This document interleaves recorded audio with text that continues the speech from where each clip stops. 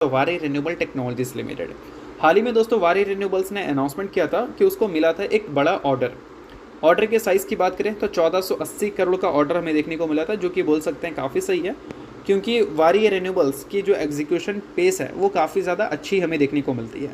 इसी बार वारी रिन्यूएबल्स ने गाइडेंस दिया था कि वो उम्मीद कर रहे हैं कितना, लगभग 3500 करोड़ से भी ज़्यादा का रेवेन्यू 2026 के फाइनेंशियल ईयर में, क्योंकि पिछले साल जो उन्होंने टारगेट रखा था एग्जीक्यूशन का, उस टारगेट को उन्होंने सरपास किया था और उम्मीद है इस बार जो उन्होंने टारगेट रखा है वो टारगेट को वो इजीली अचीव कर लेंगे। तो 3500 करोड़ के आसपास का रेवेन्यू गाइडेंस कंपनी ने दिया था, सॉरी उससे ज़्यादा का दिया था।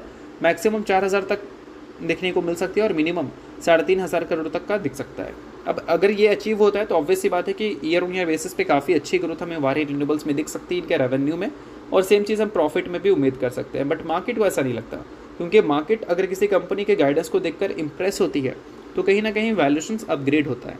बट ऐसा नहीं है, वैल्यूशंस यहाँ पर लगातार हमें डाउनग्रेड होते हुए देखने को मिले थे। इनफैक्ट पिछले 5 साल का जो मीडियन पी है उससे भी इसका जो करंट पी है वो हमें नीचे ही देखने को मिल रही है। तो इसका मतलब ये है कि मार्केट में लोगों का कन्विक्शन वारी रिन्यूएबल टेक्नोलॉजीज़ के ग्रोथ को लेकर उतना ज़्यादा हाई नहीं है जितना ज़्यादा हाई हमें पहले देखने को मिलता था।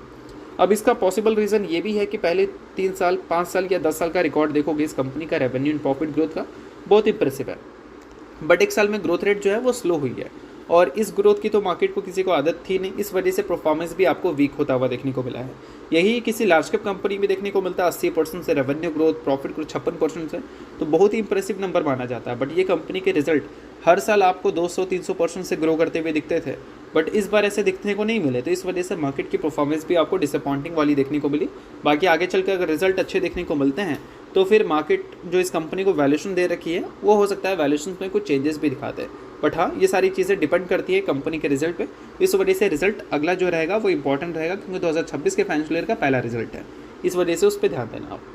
बाकी इसको रिकमेंडेशन मत माना। और अगली कंपनी है दोस्तों